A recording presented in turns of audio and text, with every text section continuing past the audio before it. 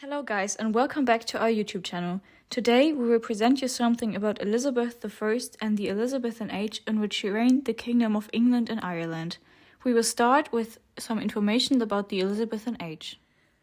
The epoch in the Tudor period of the history of England during the reign of Queen Elizabeth I is called the Elizabethan age, which lasted from 1558 to 1603.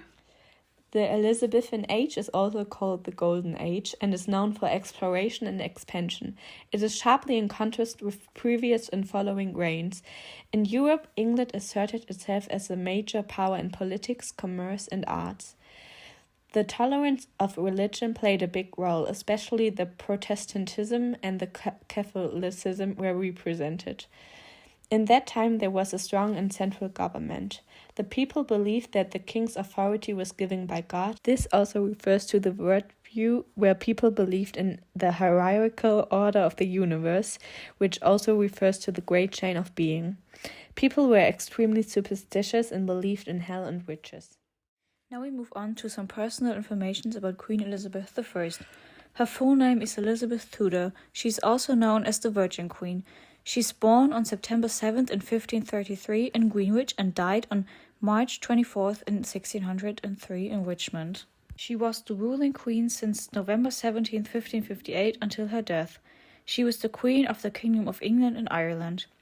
She was very well educated in languages, which is why she could speak Italian, French and Spanish. She also was named after her grandmothers, Elizabeth of York and Elizabeth Howard. She then was declared to be the third in line to the throne. One day she said a very famous quote, in which she declared that she was already bound unto her husband, which is the Kingdom of England, which is the reason why she would never marry a man. Now we move on to her family background. Elizabeth I was the daughter of Henry VIII, who was the last monarch of the House of Tudor family on the throne. Her mother was Anne Boleyn, who was executed when Elizabeth was 2 years old. Anne's and Henry's marriage got annulled. Elizabeth was declared illegitimate, excluded from the succession of the throne. She came back in 1544 back to the court, when her father married his sixth wife, Catherine Parr. Elizabeth also had a half-brother named Edward VI. He was king until his death in 1553. He gave crown to Lady Jane Grey, ignoring his other half-sisters. Elizabeth's father died in 1547. Besides her half-brother Edward, she also had a half-sister named Mary Tudor. Elizabeth spent much time with Edward and got loving attention from her stepmother, Catherine Parr. During Mary's reign, Elizabeth was imprisoned for a year because of suspicion of supporting Protestant rebels. Did you know there has been a conflict between the royal family?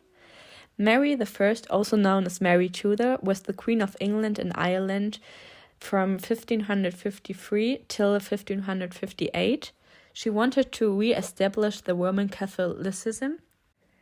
The conflict started when Mary imprisoned Elizabeth in 1554 because of rebellion, but Elizabeth escaped execution. But then Mary kept her under house arrest for over a year, but Elizabeth came back to the court in 1555, and then Elizabeth kept Mary in prison for over 19 years. Finally, we come to her education.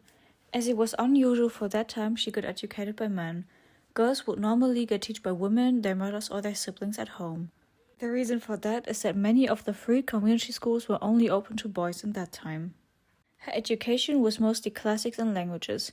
Therefore, she did not have the same political education as her half-brother Edward. Still, she received a better and more intense education than most other people at her age had. The languages she could speak was Latin, French, Italian, and she also was competent in Greek and Spanish. Lastly, we have a little fun fact.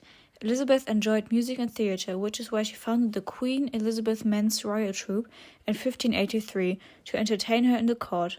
Also, Shakespeare is entertaining audiences during her reign. So guys, that's it with our video. We hope you liked the information we gave to you. See you soon!